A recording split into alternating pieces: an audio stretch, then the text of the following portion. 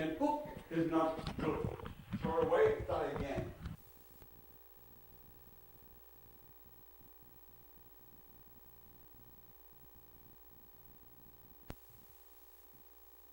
European thing. You have to have winters to be that desperate to do that kind of thing.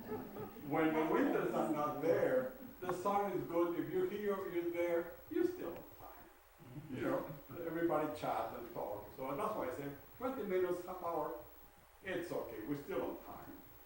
In Latin America, somebody said, my birthday will be at 6 o'clock in the afternoon. If you dare show up at 6 o'clock in the afternoon, you set the chairs, you clean the table, you finish cooking, you do the salad because nobody's ready. But if the invitation is at 6 and you show it at 7:15, perfect. Then everything's on the table ready to be consumed because the early ones, the ones that came on time, had done the work. So,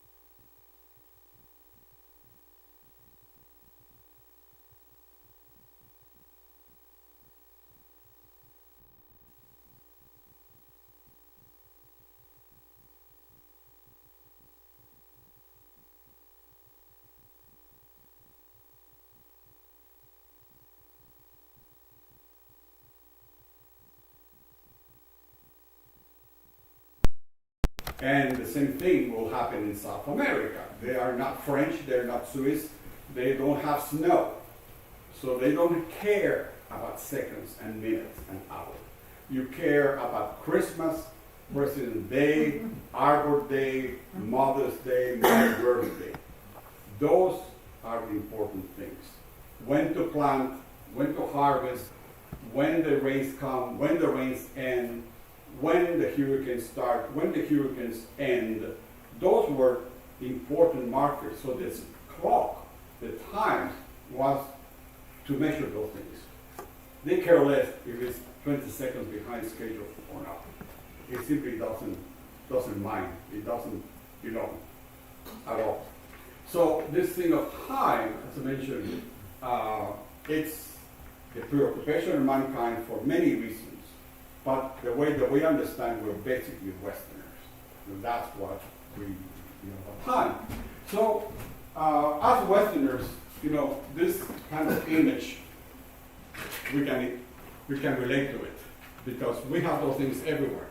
In the dash of the car, in your wristwatch, in your cell phone, in the range, in the microwave, in the night table, in the alarm clock, in the kid's toy.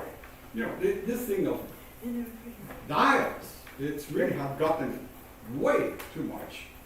So I like this image in here because it's this preoccupation now suddenly of time. But what is time? Or where does it start? So I try to thinking here, I call it the thinking mankind, because I cannot say mankind, the thinking mankind, because mankind, it just lives, cultivates, eats. So you need people who can be supported to be able to stop and think. So that's why the farmers, they cultivate and they eat what they cultivate, or they share what they cultivate and they harvest. When a society is really, really tight, then everybody has to work for food. But as society got a little bit more developed, there was more output in the harvest than the people were able to consume. So now we can support people doing nothing or doing other things because there was surplus food, right? The farmers were producing more, And there were these people that didn't have to be farming, didn't have to break their back. So who are these people? The priests, the politicians, the thinkers, the philosophers, the poets. The artists. Right? The artists. Yeah. So you need surplus of production. So this thing of time, everybody knew, the farmers needed to know when to farm, when to harvest, when to do, and they were to do it by the sun.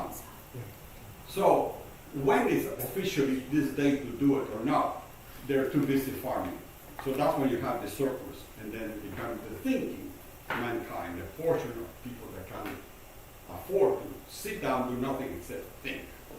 Because they don't have to start. Somebody else is already doing it. So this thing was, like I say here, food, climate, travel, and natural phenomena. Natural phenomena is you need to know when the hurricanes come and when they go. You need to know when the flood comes in the Mississippi and when they do not. You need to know when the first snow comes and when is the last snow. Because you have to live outside. I'm not here. So that became the thing of time. And at the end, the second part, I'll work on this. Actually, what is time? How old is time? And what are we dealing with, time, or we dealing with cycles, which are two different things. And that's what we're going to be doing. The first part is that one, the second part will be this. Interrupt any time, please, and contribute.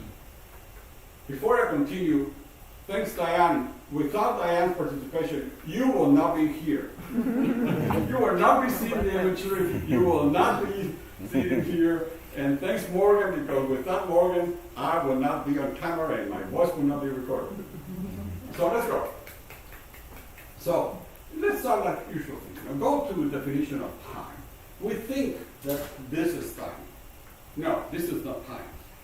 This is an instrument. It's not time. So, if we really go and be the people who are not breaking our backs planting, we have time to sit down and think and make definitions and write philosophies to be able to do that. So, there were correction of those definitions, and I like this particular one. So, what is time? The continuous sequence of existence, which means we are alive or we die, and events, a sequence of events, Mother's Day, Arbor, Christmas, that occurs in an irreversible succession.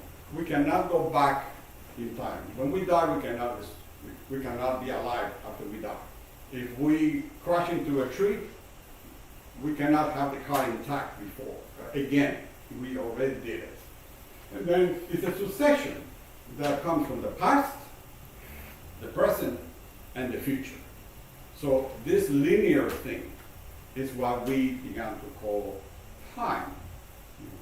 You have something that is happening right now, but there was always something before, and there's something will be in the future, unless the meteor comes and all of us, right? Mm-hmm. So when people talk about the Big Bang that created the universe, I won't even touch that one because my brain is so small and the universe is so big and so complicated.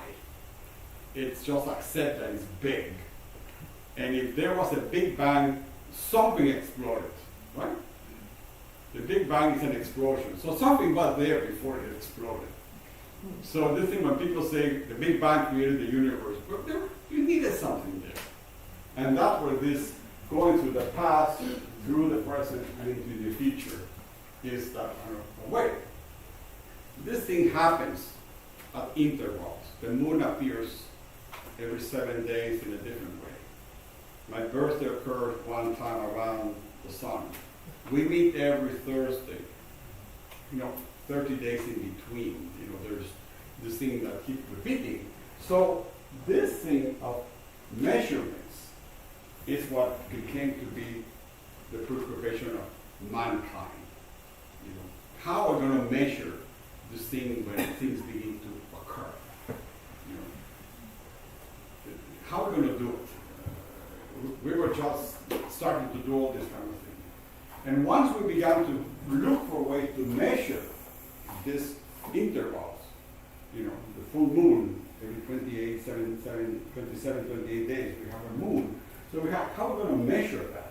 Because the sequence occurs. Every month, every 27 days is the same moon in a different place. Then, this measurement is comparing sun last. When the star goes, Mercury goes across the sun, it lasts a certain hours. When the Earth goes in front of the sun, it takes longer time. When Jupiter goes in front of the sun, it blocks the sun. Because Jupiter is so big, you know, depending on where you are. So these things were preoccupying people. And then later time was referred as the fourth dimension, you know, with the three spatial dimensions, which is the width, the height, and the depth. That makes a cube. So we live in three-dimensional world in here. There's a floor, there's a ceiling, and we fit in this cube. And time has been at the fourth dimension, which means this room is here all the time, but we only come here once a month to do this kind of thing. Right? The themes are different, but the blah, blah, blah is more or less the same. So these are all these variants that people began to figure out what it is. So when you think about all this need to see what happened, how long, how often, how to measure, then this thing is way too complicated and way too precise because it tells you seconds. But remember, you have to be a Swiss, a German, a Finnish, or a Swedish. You know, somebody in Machu Picchu care less about that. The sun will do it. Let's go. So, that was time. But what I was mentioning is that we meet here every 30 days. There's a full moon every 27 days. My birthday is every 365 days. These things are cyclical, right? But it takes that length of something to be repeated again. And that is where the other concept comes, the concept of cycles, because they repeat. And that becomes a cycle. So the cycle in here, you know, the amount of time that takes to complete a task. The moon starts in the east, the sunrise is in the east, and it's a cycle because every day it does the same thing, but it takes a certain amount of time before it sets on the other side. In the equator, it will always be 12 hours. But in Chicago, Minnesota, it's not. It's very short in the winter, but it's very long in the summer.